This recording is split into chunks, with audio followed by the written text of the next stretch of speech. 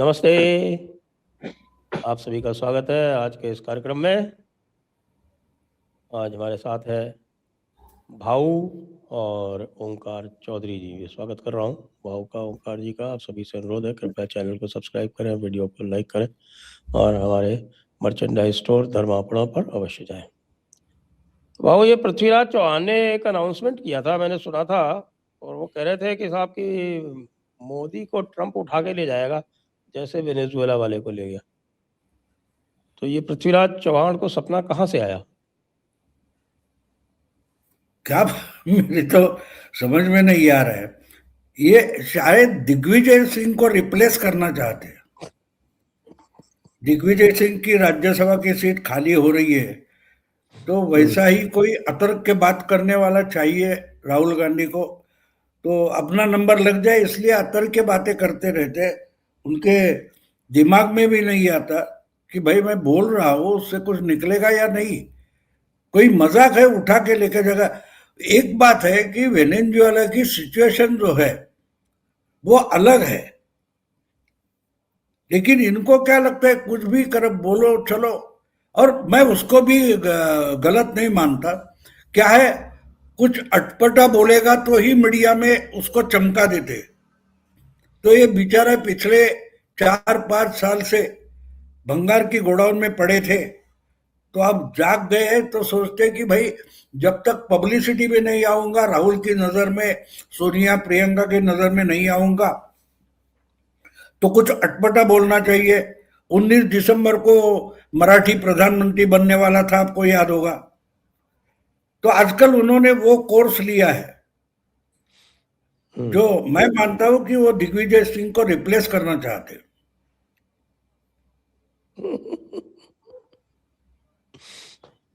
और संजय राउत ने कहा है कि साहब के बीजेपी अपना बिजनेस सारा कमाठीपुरा से करती है। वो ठीक है, कोई उनको कोई सीरियसली नहीं लेता, सिर्फ वो मराठी मीडिया के लिए बोलते हैं, उससे ज्यादा कोई नहीं है। मैंने तो उसके बारे में बार बार बोल दिया है कि ये सिर्फ मीडिया के लिए बोलते हैं, और मीडिया को भी वही तो है ना। इसलिए आहिस्ते आहिस्ते संजय राउत को इतनी पब्लिसिटी मिलती है, तो पृथ्वीराज चौहान ने भी वही सोच लिया होगा कि मुझे ऐसा कुछ करना चाहिए, कुछ अटपटा बोलना चाहिए। तो संजय राउत की तरीके से पृथ्वीराज चौहान बोलने लगे। बहुत सारे लोग बोल रहे हैं आजकल, मीडिया का ध्यान आकर्षण करना है तो कुछ अटपटा करना पड़ेगा, तो बिल्कुल उसी ढंग से बोल रहे। और संजय राउत की तो अभी पहचान बन गई। एक दिन संजय राउत बोलेंगे मेरा नाम संजय राउत है, तो मीडिया उस पर भरोसा नहीं करेगा। अरे ये ऐसा कैसा बोल रहा है, मैं राज्यसभा का एमपी हूं, लोग नहीं उसकी खबर बनाएंगे मराठी मीडिया में। अरे ये बिल्कुल अलग बात बोल रहा है। उसको बोलना चाहिए मैं शिवसेना का लोकसभा का मेंबर हूं, तो खबर बन जाएगी। क्योंकि आजकल खबर का मतलब एक हो गया है कि कुछ अटपटा बोलो, इलॉजिकल बोलो, तो खबर बन जाती है। तो बेचारे पृथ्वीराज चौहान हो या संजय राउत हो, ऐसा कुछ अटपटा बातें करते रहते, और लोग उसको उठाकर तड़का लगा देते हैं। उससे ज्यादा कुछ नहीं है। अभी तो सुना उनकी कोई 1500 करोड़ रुपए भी संजय राउत की उनकी कोई गर्लफ्रेंड लेके बाकी। अगर 1500 करोड़ होते तो अब तक तो वो ईडी उसको छोड़ती ही नहीं ना। वो ये किसने बताया, मैंने देखा नहीं कहीं 1500 करोड़ तो के। ट्विटर पे चल रहा था। हाँ, ट्विटर पे कुछ भी चलता है, उसमें कोई बड़ी बात नहीं। ट्विटर पे कुछ भी चलेगा, तो कोई उनके भी। नाम उन्होंने कोई किसी अपनी गर्लफ्रेंड के नाम कोई प्रॉपर्टी कर दी थी कि भाई अभी जरा थोड़ा मामला टेढ़ा चल रहा है, अभी इसको कर लो, बाद में दे देंगे हम तुमसे। ना, वो उसका तो ऑडियो क्लिप भी बहुत 2-4 साल पहले से वायरल हुआ है। वो उसको गाली दे रहे, वो प्लॉट है वो मेरे नाम से कर दे या इसके उसके नाम से कर दे, माँ बहन की गाली दे रहे, ऐसा ऑडियो क्लिप तो बहुत 2-3 साल, तीन नहीं मेरे ख्याल है 4 साल से वो वायरल हो चुकी है। उनकी वो महिला जो है उसके साथ के ऑडियो क्लिप जो है, जो बहुत गाली गलौज कर रहे हैं, वो तो सीधी भाषा बोल रही है, लेकिन ये गाली गलौज कर रहे हैं, ऐसी एक ऑडियो क्लिप बहुत 4 सालों से वायरल है। अब वो भाग गई कि नहीं मुझे आज पता नहीं है, लेकिन 1500 करोड़ अगर मेरे थे और लेके कोई भागा ऐसा बोल रहे, तो वो सीधे सीधे ईडी को इनवाइट कर रहे, भाई आ जाओ फिर से रेड करो, ये 1500 करोड़ कहाँ गए वो लाके दे दो और फिर मुझे जेल में डालो। जी, अब थोड़ा बीएमसी इलेक्शन की बात करेंगे। उसके पहले थोड़ा ममता दीदी वाला जो मामला है वो तो आज टल गया, 5 दिन के लिए टल गया कोर्ट में। वो तो ममता टलता दीदी रहेगा, तो वो देखो ममता दीदी की तो राउंड 1 ममता दीदी ने जीत लिया। क्या जीत लिया है, कोर्ट से क्या हो गया? कोर्ट में ईडी गई थी एफआईआर करने के लिए ममता दीदी के खिलाफ, तो ममता दीदी वहां पे जो अल्लाह गुल्ला करने पहुंच गए, तो जज साहब उठ गए कि साहब ऐसे में मैं नहीं सुन सकता, 5 दिन के लिए टल गया। अब टल गया तो फिर टल गया, फिर तो सारा जो है उसका दम निकल गया मामले का। नहीं, ममता डेस्परेट है, वो कुछ भी करके अब उसको अरेस्ट करे, इसके लिए ममता दीदी डेस्परेट है, क्योंकि अरेस्ट हो या तो राष्ट्रपति शासन लगे ताकि उनको सिंपैथी मिले। ये टैक्टिक्स खेल रहे, उनको मालूम है कि एसआईआर से जो कुछ हो गया और बांग्लादेश में जो भी कुछ चल रहा है उसका परिणाम तो होने वाला है, और चुनाव के लिए शायद 3 महीने 1.5 महीना बचा है, 2 महीने बचे, तो उसके पहले अभी कुछ तो भी टाइम करके है, अभी तो अरेस्ट टाइम करो है। बस। ये आचार संहिता मार्च में जाके लागू होगी, तो उसमें क्या 2 महीने तो बचे हैं ना। तो डेस्परेशन, ममता का डेस्परेशन दिखाई दे रहा है। वो ईडी की रेड चल रही है, वहां जाती है आईपैक के ऑफिस में और वहां से कुछ फाइलें उठाकर लेके आती है, तो उस पर एविडेंस डैमेज करने का भी आरोप लग सकता है। ये सब वो जानबूझकर कर रही है। उसका मुझे लगता है कि उनका इंटेंशन साफ है कि भाई कोई भी आरोप लगाओ, कोर्ट में सबूत हो या ना हो, लेकिन अरेस्ट करो पहले। वो मोदी और फिर अमित शाह के दिल्ली के ऑफिस में भी शायद उनके एमपीज थे, वो प्रदर्शन करने गए थे, उनको अरेस्ट हुआ है। तो ये तो तमाशा चलता रहेगा जब तक चुनाव शुरू नहीं होते या उसका डिक्लेरेशन नहीं होता। क्या कहेंगे ओंकार जी? देखिए, मूल विषय ये है कि खुद ममता बनर्जी को दौड़ करके क्यों जाना पड़ा प्रतीक जैन के यहाँ, खुद उनको क्यों जाना पड़ा?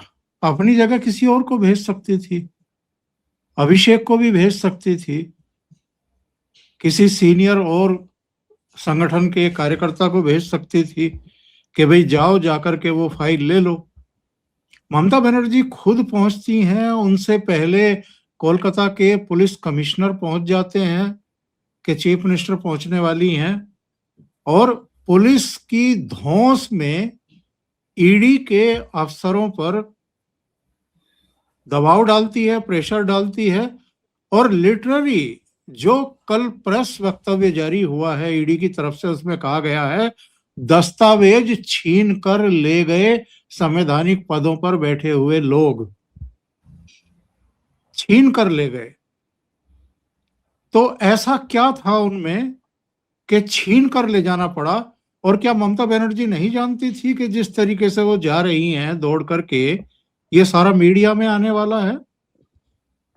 माइक का इंतजाम था संजय जी, लाउड स्पीकर का इंतजाम था, कार्यकर्ता जुट गए थे या जुटा लिए गए थे वहां पर, और ममता बनर्जी उस ग्रीन फाइल को लेकर के सीने से चिपकाए हुए संबोधित कर रही हैं। ये बताता है उस फाइल में कोई संवेदनशील डॉक्यूमेंट हो या नहीं हो। मैं ये भी कह रहा हूं कि उसमें जरूरी नहीं है कि बहुत संवेदनशील डॉक्यूमेंट हो, लेकिन एक ड्रामा करना था उनको। और शायद अपने समर्थकों, अपने कार्यकर्ताओं, अपने नेताओं में एक जोश भरना था, एक पोस्चरिंग लेनी थी, और शायद सबको उसके लिए तैयार करना था जो आज गृह मंत्रालय के सामने इनके 8 सांसद धरना देते हुए, नारेबाजी करते हुए और प्ले कार्ड लेकर के अमित शाह के खिलाफ नारेबाजी करते हुए दिखाई दिए। आज खुद कलकत्ता की सड़कों पर उतरी हुई हैं, हजारों की भीड़ के साथ उतरी हुई हैं। तो वो एक माहौल बनाना चाहती हैं, और ये माहौल बनाने की जरूरत क्यों पड़ रही है? यानी एक सिटिंग चीफ मिनिस्टर को, जो वाकई संवैधानिक पद पर बैठा हुआ है, जो हिंदुस्तान के इतिहास में आज तक अभी तक नहीं हुआ कि कहीं सेंट्रल एजेंसियां रेड कर रही हों और चीफ मिनिस्टर वहां पहुंच जाए, आज तक नहीं हुआ ये। अगर इतना बड़ा रिस्क ममता बनर्जी ने लिया है तो उनको पता था ये मीडिया में सुर्खियां भी बनेगा, ये मामला यहीं तक सीमित नहीं रहेगा, ये हाई कोर्ट तक भी जाएगा, सुप्रीम कोर्ट तक भी जाएगा, और सेंट्रल गवर्नमेंट जो है उनके खिलाफ कोई एक फैसला भी ले सकती है, जिसको लगातार 2014 के बाद से टाला जाता रहा है। तो इतनी डेस्परेट क्यों हो गई है ममता बनर्जी? सबसे बड़ा सवाल ये है। डेस्परेट इसलिए हैं कि चारों तरफ दीवारों पर लिखा हुआ दिखाई देने लगा है। लोकसभा चुनाव में भारतीय जनता पार्टी को जरूर झटका लगा है, लेकिन उसके बाद जो 6 राज्यों में चुनाव हुए हैं, सभी राज्यों में उसने बेहतर परफॉर्मेंस किया है। 4 स्टेट में उसकी सरकार बन चुकी है, 3 में अपने मुख्यमंत्री, 1 में नीतीश बाबू बन गए हैं। और ये जो 4 निरंतरता में जीत मिली है लोकसभा चुनाव के बाद, इसने अच्छों की नींद हराम करके रख दी है। एसआईआर हुआ है जिसका जिक्र भाव ने किया। बांग्लादेश में लगातार हिंसा चल रही है, हिंदुओं के खिलाफ चल रही है।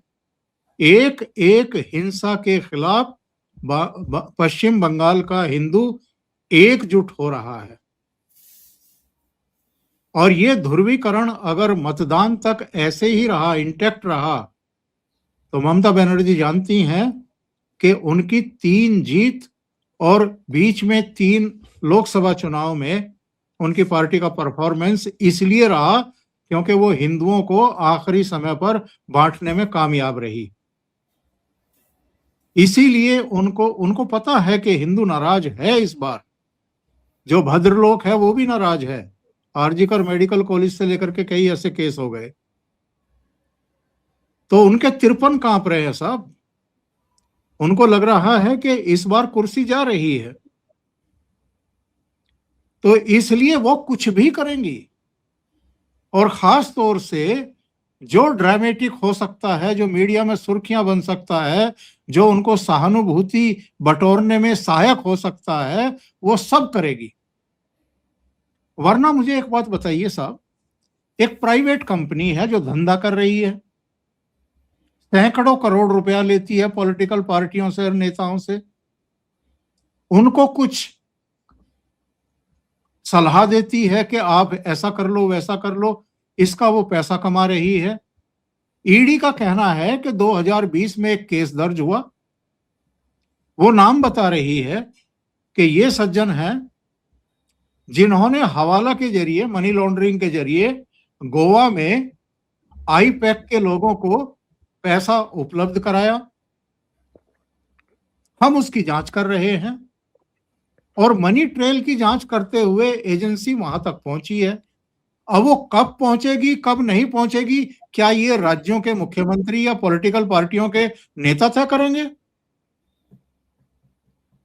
वो अगर एक ऐसी, अच्छा, आपने बड़ी होशियारी से, चतुराई से आईपैक के जो सर्वे सर्वा है उनको अपनी आईटी सेल का हेड भी बना दिया, और तर्क क्या दे रही हैं कि मेरी टीएमसी की आईटी सेल का वो हेड है, और ये राजनीतिक बदले की भावना से और हमें बदनाम करने की भावना से, और हमारे जो वहां दस्तावेज थे, कैंडिडेट की लिस्ट थी, फलाना था, ढिमकाना था, उनको कलेक्ट करने के लिए, चुराने के लिए अमित शाह ने ये सब कार्रवाई की है। तो भैया क्या पीएमएलए एक्ट में ये इम्यूनिटी मिली हुई है पॉलिटिकल पार्टियों को या उनके आईटी सेल के हेड्स को कि अगर वो भ्रष्टाचार करेंगे, मनी लॉन्ड्रिंग के केस में फंसेंगे तो उनके यहाँ छापे नहीं पड़ेंगे? हमने तो मिनिस्टर्स के यहाँ छापे पड़ते देखे, इन्हीं की सरकार में एजुकेशन मिनिस्टर के यहाँ छापा पड़ा है। देशमुख, अनिल देशमुख जब गृह मंत्री थे महाराष्ट्र के, उनके यहाँ छापा पड़ा है। नवाब मलिक के यहाँ छापा पड़ा है। अरविंद केजरीवाल, मनीष सिसोदिया, संजय सिंह, किस किस के यहाँ छापे नहीं पड़े हैं? तो कौन सा पहाड़ा पढ़ा रही हैं? ये केवल और केवल नाटक नौटंकी कर रही हैं और इनको पता है कि चुनाव सर पर आ गए हैं। बहुत तेजी से घटनाएं घटी हैं जिन पर इनका काबू नहीं है। इसलिए अब इन्होंने ये तरीका अपनाया है कि विक्टिम कार्ड खेलो और भ्रष्टाचार हुआ है, एक्चुअल में नहीं हुआ है, ये तो बाद में तय होगा। अभी ईडी की जांच चल रही है, लेकिन बहुत बुरी तरीके से फंसी हैं। जल्दबाजी में जो कुछ इन्होंने कल किया है उसमें ममता बनर्जी फंस रही हैं। ये मामला कोर्ट तक सीमित नहीं रहेगा। ईडी ने इस पूरी साजिश को, यानी संवेदनशील डॉक्यूमेंट्स को जिस तरीके से एक मुख्यमंत्री ने अपने कब्जे में लिया है, छीना है, इसकी सीबीआई की जांच भी मांग ली है, क्योंकि वो तो मनी ट्रेल की जांच कर रही है ईडी। सीबीआई को कहा है कि आप इस कॉन्स्पिरेसी की जांच करवाइए, इसकी सिफारिश उन्होंने की है। तो ये मामला बहुत आगे तक जाने वाला है और मुझे लगता है कि ममता बनर्जी चूंकि अपने सर्वाइवल की लड़ाई लड़ रही है अब, तो इसलिए वो रायता बिखेरेगी जितना वो बिखेर सकती है। बाबू, जब पिछली बार जब 2021 के चुनाव हो रहे थे तो यही बात बार बार आती थी और उस समय भी हम लोग डिस्कस करते थे कि भाई प्रेसिडेंट्स रूल क्यों नहीं लगा रहे। आज के डेट में तो प्रेसिडेंट्स रूल लगाने के 25 कारण उपस्थित हैं और तब भी यही बात आती थी, वो कहते थे कि साहब उसको सिंपैथी मिल जाएगी इसलिए नहीं लगा रहे। और बाद में हुआ, वो दिखा साफ साफ कि उनके गुंडों के भय से पता नहीं कितने जो सपोर्टर्स जो बीजेपी को वोट देना चाहते थे वो वोट देने नहीं गए। तो ये यदि भारतीय जनता पार्टी फिर से उसी रास्ते जा रही है तो परिणाम भी वही होगा फिर से। नहीं, मुझे ऐसा नहीं लगता। क्या होता है कि हम दूर बैठे हैं, जिनके पास फैक्ट्स होते वो एक्ट करने वाले होते, हम तो चर्चा करने वाले हैं, तो उनको समय वगैरह देखना पड़ता है। पिछली बार की बात अलग थी, आज की बात अलग है। पिछली बार बांग्लादेश बिल्कुल ठंडा था और आपको याद होना चाहिए कि मैं लगातार जो हसीना वाजेद को भगाया गया था, हमारा लोकसभा चुनाव खत्म होने के बाद जब अगस्त में हसीना वाजेद को यहाँ भाग कर आना पड़ा और उसके बाद जो वहां दंगे फसाद हुए बांग्लादेश में, उसकी रिएक्शन सिलीगुड़ी में आई थी। सिलीगुड़ी से हिमाचल, हिमाचल से लेकर गुजरात, गुजरात कर्नाटक, महाराष्ट्र हुआ। तब मैं बोल रहा था कि हरियाणा में बड़ी रिएक्शन होगी। तो अगर बांग्लादेश की रिएक्शन हरियाणा तक और महाराष्ट्र तक हो रही है तो नजदीकी क्या बोलते हैं उसका, पश्चिम बंगाल में होगी। और इससे ज्यादा डरी है, ये कॉन्स्टिट्यूशनल पॉइंट है, लीगल पॉइंट है, उससे ममता नहीं डरी है, मैं मानता हूं। लेकिन इनको जो बीच बीच में छुटपुट खबरें आती है, अब देखो बहुत सारे बार एसोसिएशन है, वहां टीएमसी के पैनल की हार हुई है और छोटी मोटी संस्थाएं जो इंटरनल कोऑपरेटिव वगैरह वगैरह कुछ होते हैं, ऐसे जगह, हर जगह, नंदीग्राम में भी मैंने कल परसों 3-4 दिन पहले खबर देखी। तो जो भद्रलोक है, भद्रलोक सीपीएम के पीछे था, ममता के पीछे है या दिल्ली के खिलाफ है, वो खिसकता जा रहा है। और इस कारण, और दूसरी बात, पिछली बार भी जो मटुआ समुदाय है वो पूरी तरीके से बीजेपी के साथ नहीं आया था आज जो बांग्लादेश में चल रहा है उसका सीधा सीधा परिणाम मटुआ समाज से है। तो ये सब फैक्ट हम अगर सामने लाते, एक दूसरे से जोड़कर देखते हैं, तो पता चलता है कि ममता दीदी क्यों डरी हुई। पिछली बार भी आपने देखा होगा, मेरा ख्याल है कुछ 8 कितना % का फर्क था, 8 या 9% का फर्क था। 10%। मानो 4-5% घट जाते हैं तो 4-5% किसके बढ़ने वाले? पलड़ा एकदम पलट जाएगा। और ये हमें समझना जरूरी है। हाँ, इसके लिए टाइमिंग भी देखना पड़ता है। अब ममता को हम प्रेसिडेंट रूल लाते हैं और कुछ करते हैं, अरेस्ट करते हैं, तो उसके पास 3-4 महीने है। वो 3-4 महीने जितने घटते जाएंगे उतना मामला आसान नहीं होगा। और इसलिए मैं मानता हूं, आपको याद होगा कि आपने यही सवाल मुझे, केजरीवाल को क्यों नहीं करते, 8 वारंट हो गए, 9 समन्स हो गए, आपने ही पूछा था। लेकिन गैप कितना कम कर दिया गया। तो जो ये जो चलता है ना, देखो, ये हमारे मराठी में उसको खेड़ा सावल्यांचा बोलते, यानी शैडो प्लेइंग होता है, शैडो प्लेइंग चल रहा है। तो आप डेस्परेट हो जाओ, लेकिन जितने लोग डेस्परेट लोग भी हो गए, हिंदू भद्र लोग जितना डेस्परेट होगा उतना ही फायदा अगर मिलने वाला है, तो जल्दबाजी नहीं करनी चाहिए। और जिसके पास फैक्ट्स है, जिसके पास अधिकार है, वो तो ये कैलकुलेटेडली गेम खेलेगा ना। हमको चाहिए, हमको ऑप्टिक्स चाहिए, उनको ऑप्टिक्स नहीं, उनको परिणाम चाहिए। मोदी हो या शाह हो या बीजेपी के अलग अलग जो इस समय। और एक बात है कि बिहार का चुनाव खत्म होते ही ये सब लोग शिफ्ट हो गए जो एक्चुअली प्लानिंग करते हैं बीजेपी के लिए, वो बंगाल में शिफ्ट हुए, और कैसे शिफ्ट हुए उसका किसी को पता तक नहीं है। और ये जो आईपैक की बात कर रहे हो, मैं आपको डिटेल नहीं बताऊंगा, लेकिन वहां मेरे थोड़ा परिचित ऐसा कोई अधिकारी है, ये भी मैं आपको बता दूं। ये ईडी का मामला इतना आसान नहीं है। ये ईडी का जो केस है वो इतना आसान नहीं, उसके लिए 6 महीने से ज्यादा काम हुआ है, 6 या 7 महीने। तो इतना आसान नहीं है। वो कभी से 6-8 महीने से प्लानिंग चल रही है, उसके बाद छापा मारा है। तो इतना आसानी से हम बोलते हैं, उतना आसान तो चीज होती नहीं। और दूसरी बात, कानूनी जंग जो होती है, आपको मालूम है, आप ही बोल रहे हैं कि 5 दिन तो टल गया, तो वो तो टलने वाला है। आहिस्ते आहिस्ते सुप्रीम कोर्ट हो सीधे होती जा रही है। और कोलकाता हाईकोर्ट तो ममता के खिलाफ ही है। तो अगर वो 5 दिन का रिलीफ दे रहे तो कोर्ट ही कुछ गेम नहीं खेल रहे, ऐसा कैसे बोल सकते? कोर्ट भी कुछ देखते होगी। अगर कोलकाता हाईकोर्ट का बार काउंसिल में टीएमसी का पैनल हार जाता है और आज ये होता है सब, तो मैं इतना आसान नहीं मानता। ये गेम चलता है हमारे लिए। एक विजुअल है, लेकिन एक फिल्म धुरंधर हो या और कोई हो, बनने में महीनों लगते हैं। हम तो 3-3.5 घंटे में देखते। तो ऑप्टिक्स 3-3.5 घंटे का होता है, लेकिन साल तो 3-3 लग सकते हैं।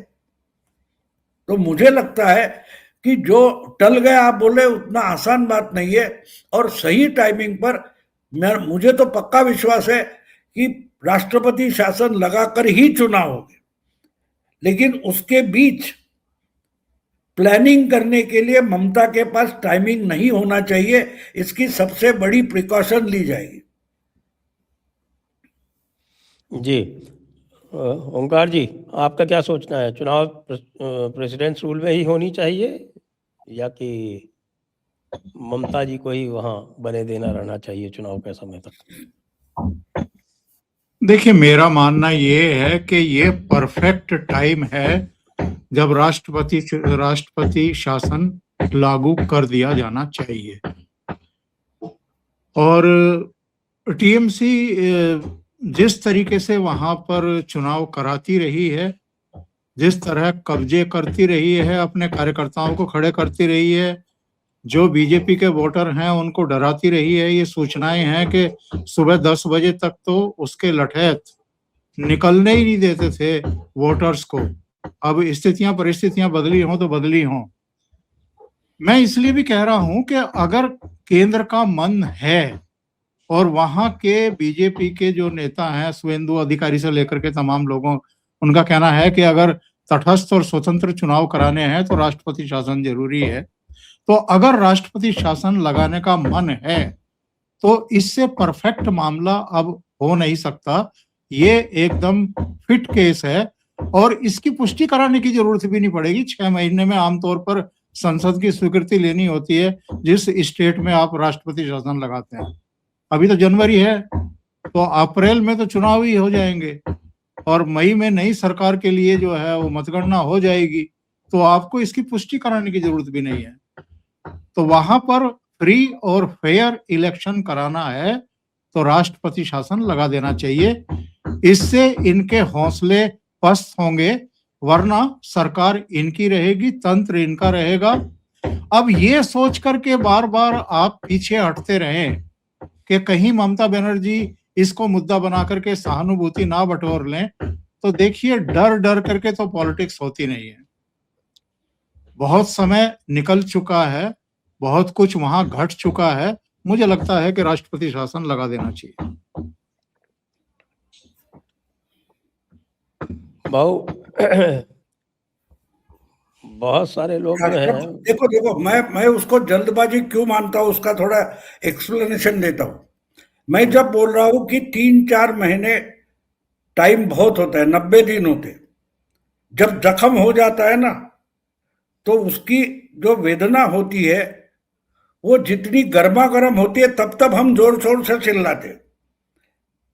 अगर चुनाव होने से 1-1.5 महीने पहले अगर राष्ट्रपति शासन लगता है तो लोगों को वो जो रिलैक्सेशन आएगा, अरे बस ये जो होता है ना वो वोटों में कन्वर्ट हो सकता है। लेकिन 3-4 महीने अगर बचे हैं तो वो सहानुभूति बटोरने के लिए काम आते हैं। तो ये भी देखना पड़ता है। इसलिए मैंने बोला कि हम दूर बैठे, हमारे पास पूरे फैक्ट्स नहीं होते, पूरे फैक्ट। पहलगाम के बाद लगभग 2 हफ्ते निकल गए थे और उसके बाद हो गया। तो ये सब एक एक मिनट, एक एक सेकंड काउंट होता है। जो हम क्या होता है, दूसरे के लिए बात बिल्कुल आसान होती है। संजय दीक्षित ये काम क्यों नहीं करते, ये मैं पूछ सकता हूं, क्योंकि मुझे तो करना नहीं है। और जिसको करना है उसको उसमें जो प्रॉब्लम है उसका पता होता है। और इसलिए मैं बोल रहा हूं कि ओमकार जी बोल रहे हैं वो सही है, टाइम सही है, लेकिन सामने वाला दुश्मन वही नहीं है।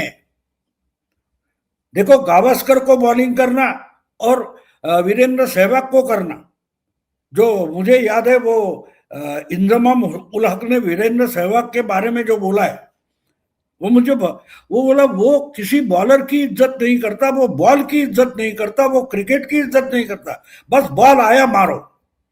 तो ममता उस ढंग की बैट्समैन है। उसको आप कौन, हेमंत सोरेन या केजरीवाल से कंपेयर नहीं कर सकते। तो इसके लिए उसको इतना टाइम कम रखो कि उसको तमाशा करने के लिए और सिंपैथी जनरेट करने के लिए टाइम ही नहीं मिलना चाहिए। बस यहां राष्ट्रपति शासन लग गया, उधर 2 दिन में इलेक्शन का टाइम टेबल डिक्लेयर हो गया। तो ये बातें सब काउंट होती है जो हमें पता नहीं है। वो जो बैठे हैं जिनको लगातार चुनाव जीतने हैं, और बात सिर्फ बंगाल तक नहीं रहती, वो तो देखो इनके साथ सिंपैथी बंगाल में कितनी होगी वो फालतू चीज है। पूरे देश में जो अपोजिशन है वो रिजुवेनेट होना शुरू हो जाएगा और उसके परिणाम बाद में भुगतने पड़ते, ये सब काउंट करना पड़ता है। हम तो एक डिबेट के लिए बैठे, एग्जैक्टली एक्शन में हम नहीं है, इसलिए हमारे लिए आसान लगता है, उनके लिए नहीं। वो आपको याद होगा ऑपरेशन सिंदूर के बारे में जो शाहबाज ने बोला था, देर रात मुझे मुनीर का फोन आ गया, ऐसा हो गया, तो हमने तय किया था फजल के नमाज के बाद शुरू करेंगे, लेकिन उसके पहले ही हो गया। तो ये जो टाइमिंग होता है, जो वॉर में उतरने वाला होता है, उसका कैलकुलेशन बहुत इंपॉर्टेंट होता है हमसे भी। हम एकेडमिक होते हैं, वो प्रैक्टिकल होते हैं। इसलिए मैंने बोला कि टाइम जो होता है, देखो मई के आसपास अगर चुनाव होने वाले हैं तो और 1 महीना जाने में कोई बिगड़ता नहीं है। जितना वो धमाल करेगी वो करने दो। इसलिए मैंने केजरीवाल का 9-10 समन्स निकले तो हम ही बोलते थे ना, क्यों पकड़ते नहीं, क्यों उठाते नहीं, जाओ आप। संजय सिंह ने तो घर के बाहर बड़ा फ्लेक्स लगा रखा था, आ जाओ सीबीआई, मुझे अरेस्ट करो, और जिस दिन गए तो फट गई थी। तो बात ये होती है ना, जो राजकुमार का डायलॉग है कि गोली हमारी होगी, बंदूक हमारी होगी, टाइम दिन हमारा होगा और टाइम भी हम तय करेंगे। तो ये होता है, वो सिर्फ डायलॉग नहीं होता, उसका मायने हमको ढूंढना पड़ता है। तो इस पर तो एक पता है कि प्रेसिडेंट रूल तो लगना चाहिए ओंकार जी, बस समय क्या हो इसके ऊपर ही मतभेद है। जी जी समय है क्योंकि नहीं, और एक बात बोल दूं, आपको याद होगा प्राइम मिनिस्टर ने बोला था मैंने आर्मी को और सिक्योरिटी फोर्सेस को खुली छूट दी है, जब चाहिए करो। तो टाइमिंग मोदी ने नहीं तय किया था। हाँ, आखिरी मोमेंट में उनको बताया होगा we are going into action, लेकिन टाइम आर्मी ने तय किया है, ये भी समझ लो। टाइम डेट आर्मी या नेवी या एयरफोर्स है या रॉ वगैरह होगा, उन्होंने तय किया होगा, क्योंकि वो लोग एक्चुअल एक्शन करते हैं। तो जो एक्चुअल एक्शन करते हैं वो उसमें लगे होंगे, हमको पता नहीं है ना। हम तो पॉलिटिकल सिचुएशन जो अभी धुरंधर के गाने पर नाच रही है या दिल चाहता है के गाने पर ममता नाच रही है, हमें पता नहीं। हम तो नाच देख रहे हैं, लेकिन गाना कौन सा लगा है हमको सुनने नहीं आ रहा है। ये जो गड़बड़ होती है वो समझना जरूरी है। हाँ, सही है। तो अब बाबू थोड़ा बीएमसी इलेक्शन के बारे में बात कर लें। आपका पूरी जो सिचुएशन है उसके ऊपर क्या आकलन है? अब तो मीडिया मोहरे सेट में हो गए, सारी जो है वो सीटें वीटें तय हो गई, नॉमिनेशंस भी हो गए, स्क्रूटिनी भी हो गई, विड्रॉल भी हो गए। जी, मानो नतीजे भी आ गए, सिर्फ वोटिंग होना बाकी है। अच्छा। क्योंकि चुनाव जो है पूरा का पूरा मीडिया में चुनाव है। अब मैं मजाक नहीं कर रहा हूं। आप वरुण को फोन करो पुणे में क्या चल रहा है, वो बोलेगा चुनाव कहाँ है चुनाव। यानी वो तो अवेयर है, लेकिन रास्ते पर लोगों को पता नहीं है, लोगों को इंटरेस्ट भी नहीं है। हाँ, लेकिन मीडिया में जोर शोर से चल रहा है। और जो धुरंधर में हुआ, नो प्रमोशन, नो चर्चा, टीजर, ट्रेलर, फिल्म आ गई, वैसा ही महाराष्ट्र के कॉरपोरेशंस के चुनाव का होने जा रहा है। उसका ट्रेलर नहीं मिलेगा आपको। आज मैं बोल रहा हूं तो 9 तारीख है, बिल्कुल 4 दिन के बाद प्रचार बंद होने वाला है। जो सबसे बड़ा अपोजिशन है, ठाकरे बंधु, ठाकरे ब्रांड, उनकी एक तक मीटिंग अभी तक नहीं हुई है। ना मुंबई में हुई है, ना मुंबई के बाहर हुई है। हाँ, देवेंद्र वगैरह, वो अजीत दादा पवार हो, एकनाथ शिंदे हो, इनके जोर शोर से मीटिंगें चल रही है, भाग दौड़ चल रहा है, प्रचार चल रहा है।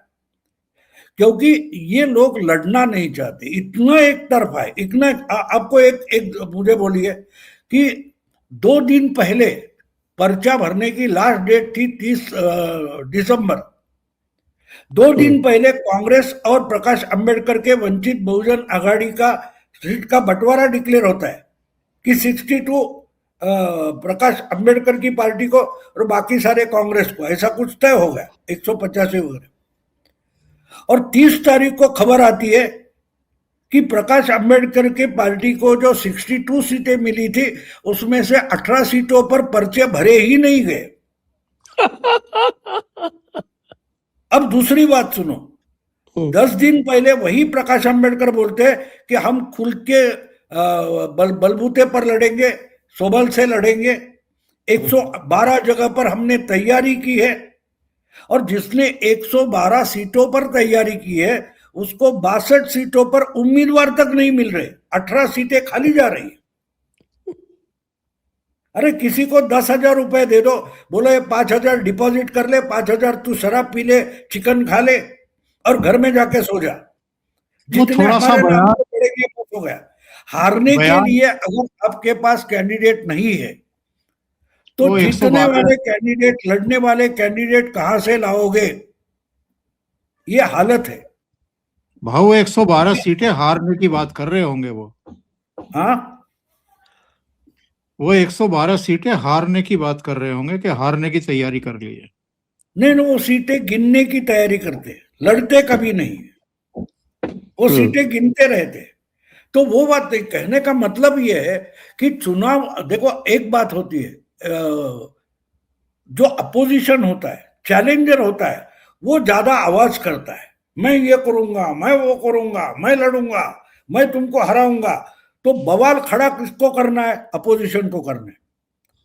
जो सत्ता में बैठे वो बवाल नहीं करते, क्योंकि तुमको मुझे डिथ्रोन करना है, मैं तो बैठा हूं सत्ता में, आपको मुझे सत्ता से हटाना है। तो जो कोई ढोल नगाड़े बजाकर मुझे हटाने की लड़ाई छेड़ी है वगैरह वगैरह, अपोजिशन को बोलना है। लेकिन अपोजिशन नहीं बोल रहा है, मीडिया बोल रहा है। मीडिया में अपोजिशन जीत चुका है। लेकिन बात यह है कि चुनाव आयोग, मीडिया में जो मत होता है वो गिनती नहीं है, सिर्फ ईवीएम गिनती है। तो बात यह है कि अगर लोग, हाँ एक बात है, 15 जनवरी को जो वोटिंग होगा उस दिन हर पार्टी का कार्यकर्ता होगा, अपने अपने बूथ के लिए लोग निकालेगा, जाकर वोट डाल के लाएगा, उनको बचे हैं उनको ढूंढ लेगा। तो ये लड़ाई है, लड़ाई असली है वो बूथ की लड़ाई है, वार्ड की लड़ाई नहीं है। अब ये बात समझो, ये जो कॉरपोरेशन की लड़ाई है वो वार्ड की लड़ाई नहीं होती, चुनाव क्षेत्र की लड़ाई नहीं होती, वो बूथ की लड़ाई होती है। और अगर आपके बूथ पर आप ज्यादा से ज्यादा अपने लोगों को वोट के लिए लाओगे और ज्यादा से ज्यादा अपने चुनाव चिन्ह पर बटन दबाया जाएगा तो आप जीतोगे। तो लड़ाई कैंडिडेट की नहीं है, कैंडिडेट के जो कार्यकर्ता है, बीएलओ या बीएलए जो कुछ आप बोलते हैं, बूथ लेवल ऑफिसर पार्टी का, उसके लिए होते। अगर आपके पास 18 जगह खड़ा करने के लिए कैंडिडेट नहीं है तो उस कैंडिडेट के समझो कुछ 30-35 बूथ है, उसके लिए बीएलओ कहां से लाओगे? घर से वोटर को निकालने वाली टीम कहां से लाओगे? तो इसलिए जो कुछ आपके पास खबर आती है, इसलिए मैं बोल रहा हूं, आपका कोई रिश्तेदार वगैरह वगैरह मुंबई में हो तो उसको फोन करके पूछो, अरे कैसा चुनाव चल रहा है? तो बोलेगा कौन सा चुनाव है?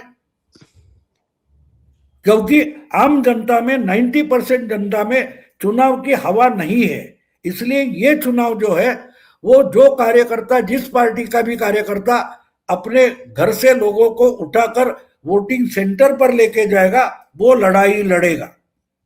कैंडिडेट भी नहीं, पार्टी नहीं, पार्टी के नेता नहीं। और इसकी तैयारी अगर बीजेपी ने और एनडीए ने पिछले 6 महीने से कर रखी है। और इसलिए तो ये जो निकाय के चुनाव थे, नगर पालिका, नगर परिषद के, उसमें क्या हुआ हमने देखा। शरद पवार का और उद्धव का तो सुपड़ा साफ हो गया। कांग्रेस को जो 288 नगर परिषद वगैरह हुआ, विदर्भ में सिर्फ नाना पटोले, वडेट्टीवार और जो संगपाल जो अभी प्रदेश अध्यक्ष है कांग्रेस के, उन्होंने काम किया था, वो तीनों विदर्भ के। बाकी नॉर्थ महाराष्ट्र, कोकण या वेस्टर्न महाराष्ट्र, मराठवाड़ा, कुछ नहीं, इनका कुछ नहीं।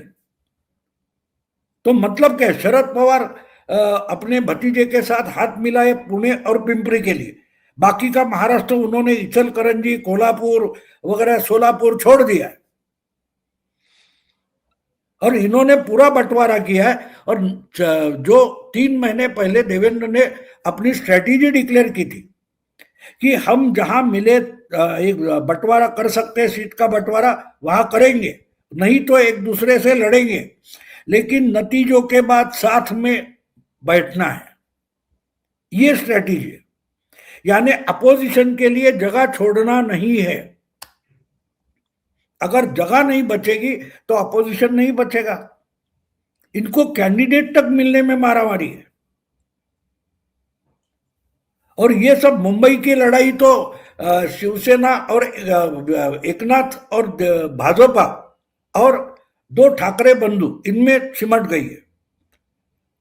हाँ, तीसरी जगह कांग्रेस। कांग्रेस कितनी भी मरी, अब बोलो मुंबई में 25 कारपोरेटर ला सकती है और 70-80 सीट तरीके से लड़ सकती है। तो कांग्रेस है, उनके साथ वंचित बहुजन आघाड़ी है और 10-15 सीटों पर अच्छी लड़ेगी।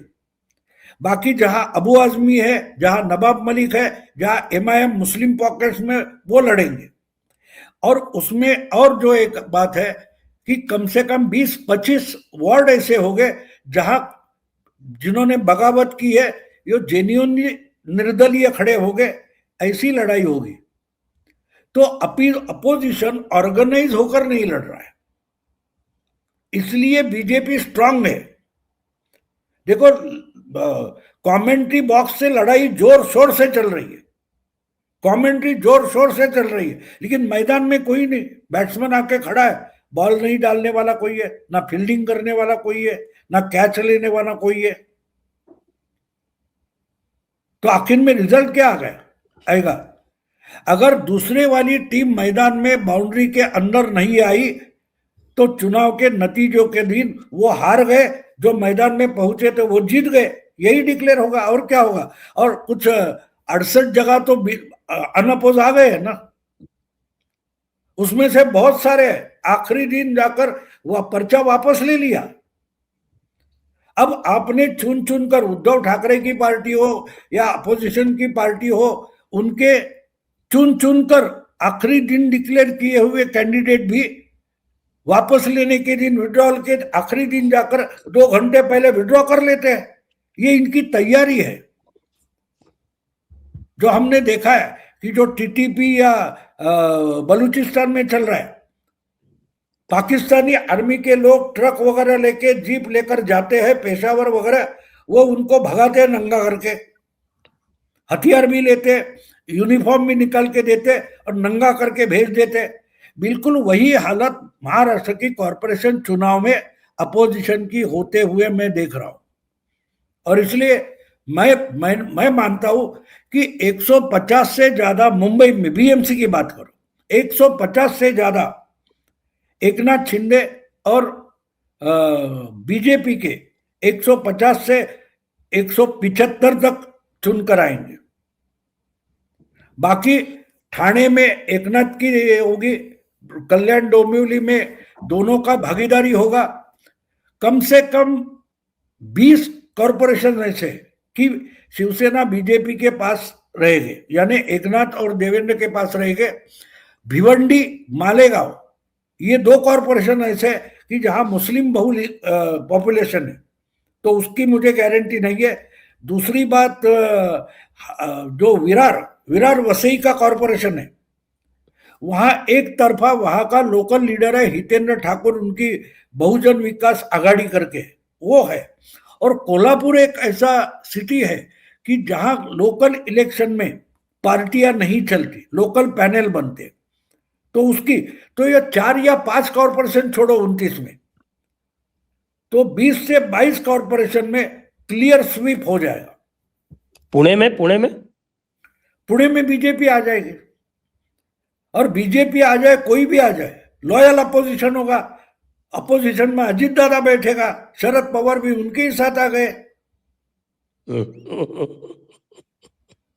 कि बीच में दीवार है, झगड़ा करेंगे, लेकिन साथ साथ होगे पुणे का विकास करना है।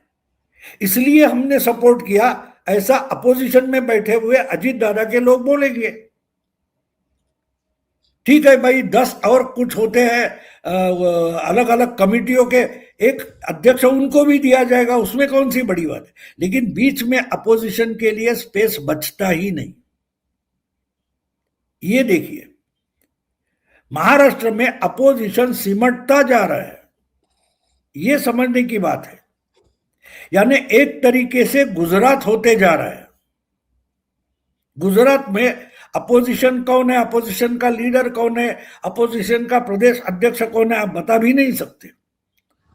उसी लाइन पर महाराष्ट्र जाते हुए हम देख रहे हैं। जी ओंकार जी, और बाकी जहाँ पे नहीं जीतेंगे वहाँ पे जो ऑपोजिशन वाले हैं वो सारे के सारे बीजेपी ज्वाइन कर लेंगे, जैसा अभी अमरनाथ में हुआ। मैं तो आज साहब देख रहा था उद्धव ठाकरे का इंटरव्यू, और मुझे बड़ा दिलचस्प इंटरव्यू लगा। ये पीटीआई भाषा के साथ उनका इंटरव्यू है, और उन्होंने ऐसी ऐसी बातें कही हैं, मैं हंस रहा था पढ़ करके। इन्होंने कहा कि साहब मैंने 2014 और 19 में मोदी जी को जिताने के लिए प्रचार किया, मैं मोदी जी को प्रधानमंत्री बनाने के लिए प्रयास कर रहा था, और वो हमें खत्म करने के लिए, हमारी पार्टी को तोड़ने के लिए काम कर रहे थे, और उन्होंने मेरी पार्टी को तोड़ दिया। अब आगे देखिए ये क्या कहते हैं। ये कहते हैं, जो अभी संजय राउत ने एक प्रेस कॉन्फ्रेंस भी की थी, कि मुंबई को महाराष्ट्र से अलग करना भाजपा का पुराना सपना है। अब उन्हें लगता है कि बाला साहब ठाकरे नहीं रहे और उन्होंने कागजों में शिवसेना को खत्म कर दिया है, लेकिन जमीन पर वे ऐसा नहीं कर सकते। आपने देखा होगा 2012 तक जब बाला साहब थे, ये लोग सीधे थे, यानी सीधे रहते थे। जब उनसे राजनीति के गिरते स्तर के लिए किसी को जिम्मेदार ठहराने के बारे में पूछा गया, तो इन्होंने कहा कि किसी एक व्यक्ति से ज्यादा इसके लिए रवैया जिम्मेदार है, जैसे भाजपा का रवैया। तो ये कहते, अच्छा फिर इन्होंने कहा आगे कि वो और उनके चचेरे भाई राज ठाकरे अब कभी अलग नहीं होंगे। और फिर आगे कहते हैं कि जब तक हम साथ नहीं आए थे, लोग हमसे पूछते थे हम साथ क्यों नहीं आ रहे। अब वे पूछ रहे हैं कि हम साथ क्यों आए और कब तक रहेंगे। ये जो इनका इंटरव्यू है, ये क्या शो कर रहा है संजय जी? यानी आप इतने अंतर विरोधी हैं, भाई आप और आपके चचेरे भाई अलग क्यों हुए थे? जो आप कसमें खा रहे हैं अब कि अब हम कभी अलग नहीं होंगे, तो अलग क्यों हुए थे? 20 साल तक बोलचाल क्यों नहीं थी? 20 साल तक वो शिवसेना भवन क्यों नहीं गए? मातोश्री क्यों नहीं गए? और आप उनके घर क्यों नहीं गए? और आज ऐसी कौन सी मुसीबत आ गई कि दोनों भाई, क्योंकि माहिम में राज ठाकरे का बेटा भी हार गया विधानसभा चुनाव में, और आदित्य जीत जरूर गया है, लेकिन लोहे के चने चबाने पड़े हैं इन लोगों को। और जिस तरह की बातें कर रहे हैं कि जी मैं तो उनको जिताने की कोशिश कर रहा था 2014 और 2019 में। अब ये तो एक वाद विवाद का विषय है कि ये मोदी के कंधे का सहारा लेकर के आगे बढ़े, या मोदी इनकी वजह से मुंबई और महाराष्ट्र की सीटें जीते। 2014 में तो विधानसभा चुनाव अलग ही अलग लड़े थे ना, दोनों सीटों का झगड़ा हो गया था। तो अलग लड़े। 2009 में राज ठाकरे अलग होने के कारण मुंबई की 6 सीटें इनके साथ बीजेपी ने गंवाई थी। ये ध्यान में रखो, मुंबई और ठाणा मिलकर लोकसभा की 10 सीटें हैं, बीजेपी और शिवसेना साथ थी और 9 सीटें गंवाई थी। और ये सीटें गंवाने के लिए और महाराष्ट्र का हित पैरों तले रौंदने के लिए क्या राज ठाकरे अलग हुए थे? देखो 2009 का चुनाव हम बोलते, हम टाइमलाइन भूल जाते। 2009 का चुनाव मार्च अप्रैल 2009 में हुआ था, और उसके बिल्कुल 4 महीने पहले मुंबई पर अजमल कसाब ने हमला किया था, और उसका बख्शिश कांग्रेस को और एनसीपी को मिल गया। 10 में से 9 सीटें मिल गई। तो ये महाराष्ट्र का भला था क्या? महाराष्ट्र के ऐसे भले के लिए राज ठाकरे अलग हुए, दो बंधु अलग हुए, हर कोई पूछता है कि साथ क्यों नहीं आते, साथ आ गए तो पूछते साथ क्यों आ गए। अरे कोई ये नहीं पूछ रहा कि अलग क्यों हुए। अलग होने में महाराष्ट्र का कौन सा हित था? क्या मुंबई उस अजमल कसाब के हवाले करने के लिए अलग हो गए थे? मुंबई पर सबसे बुरा हमला आज तक के इतिहास में अजमल कसाब का हुआ है, और उसके बावजूद दो भाई अलग हुए और उसका नुकसान तक बीजेपी को भरना पड़ा था, और कांग्रेस को बख्शिश मिल गया। मुंबई कराची वालों के हवाले करने के बाद बख्शिश दिया गया। किसने दिया? ठाकरे बंधुओं ने दिया है, अलग होकर। ये सवाल कोई नहीं पूछेगा। इसलिए मैं बोल रहा हूं कि चुनाव चल रहा है तो मीडिया में चल रहा है, जमीन पर नहीं चल रहा है, जमीन पर नहीं चल रहा है। कोई भी इनको पूछे कि भाई मुंबई में इतना भयंकर हमला हो गया, उसके बाद भी आप साथ क्यों नहीं आए थे? उस वक्त मुंबई बचाने की जरूरत थी, महाराष्ट्र बचाने की जरूरत थी, जिहादियों से बचाने की जरूरत थी, लेकिन आप अलग लड़े। और उस चुनाव के 2009 के लोकसभा चुनाव के नतीजे जब पूरे आए नहीं थे, तब सबसे पहले राज ठाकरे ने प्रेस कॉन्फ्रेंस की थी और पत्रकारों को बोला, अमिताभ बच्चन का डायलॉग बोला था कि तुमने हमको बहुत मारा, हमने दो ही मारा लेकिन सॉलिड मारा है कि नहीं। मतलब क्या था? हमने दो मारा यानी मुंबई तुम्हारे हाथ से निकल गई, ठाणे भी निकल गया। समझा? तो ये कोई नहीं पूछ रहा इनको। अब उसके बाद जब विधानसभा चुनाव हो गया तो राज ठाकरे के 6 एमएलए चुनकर आए, बीजेपी के 5 और उद्धव ठाकरे के 4 आए थे। तो उद्धव ठाकरे कौन सी मदद मोदी को कर रहे थे मुझे पता नहीं, क्योंकि मोदी आने के बाद इनके 4 एमएलए थे, वो 12 हो गए। तो मदद कौन किसको कर रहा था? बीजेपी के 5 एमएलए थे, उद्धव ठाकरे के 4 थे, तो मदद कौन किसको करेगा? लेकिन ये सवाल मीडिया नहीं पूछेगा, क्योंकि मीडिया ही उद्धव ठाकरे की तरफ से मुंबई में चुनाव लड़ रहा है। और भाऊ 2019 में कौन किसको खत्म कर रहा था? जब जनादेश मिला था बीजेपी और शिवसेना को, तो ये किसको खत्म करने के लिए, किसका रास्ता रोकने के लिए कांग्रेस और एनसीपी के पास साथ चले गए थे? हाँ, ये तो मतलब है। देखो, ये झूठ परोसते रहे, उनको लगता है कि लोग पागल हैं, लेकिन लोग पागल नहीं रहते।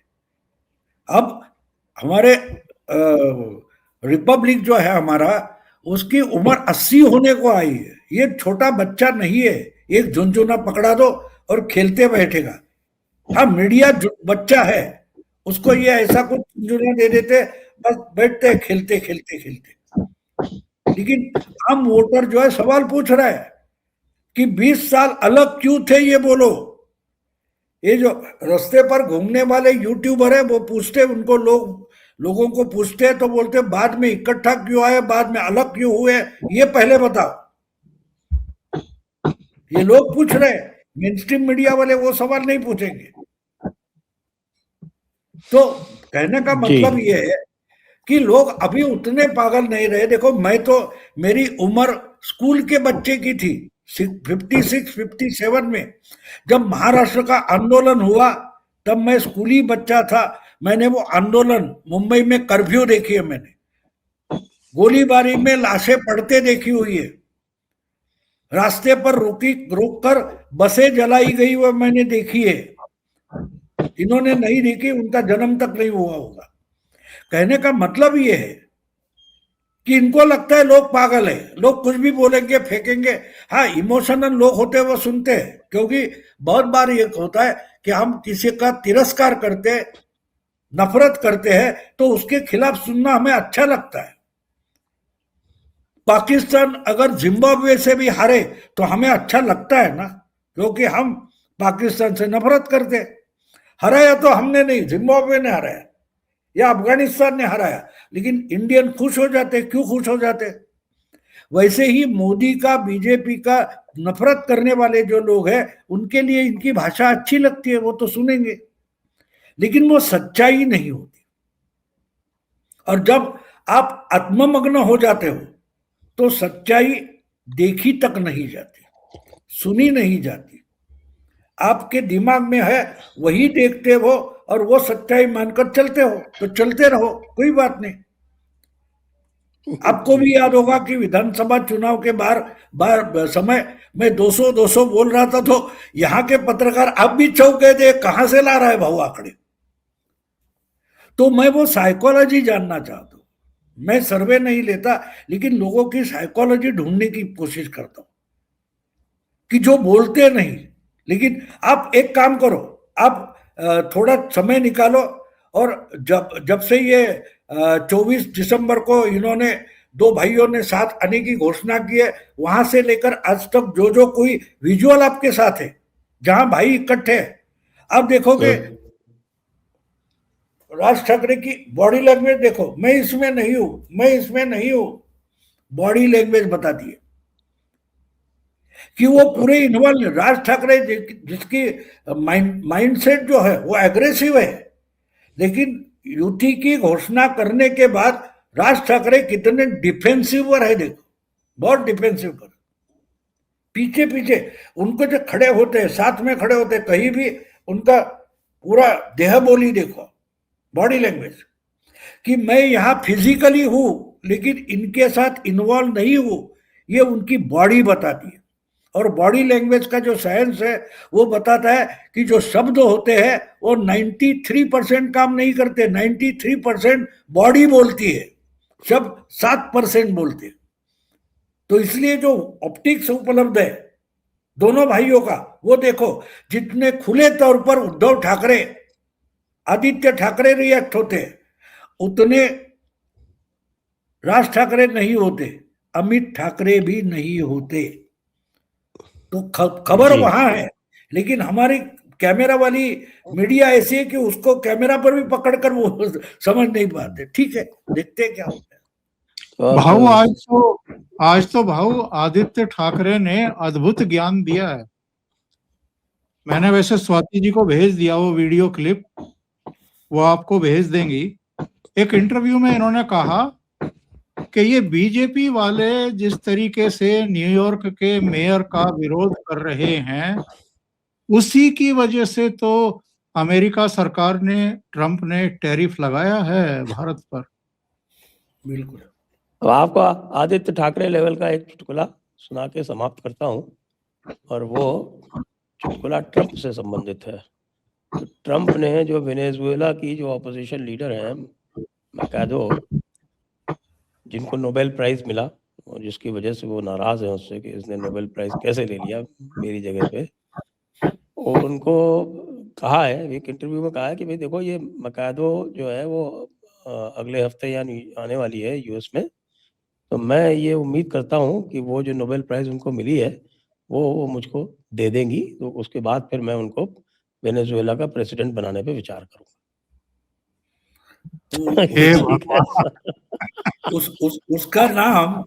उसका नाम जेमिमा या मंदाना नहीं है।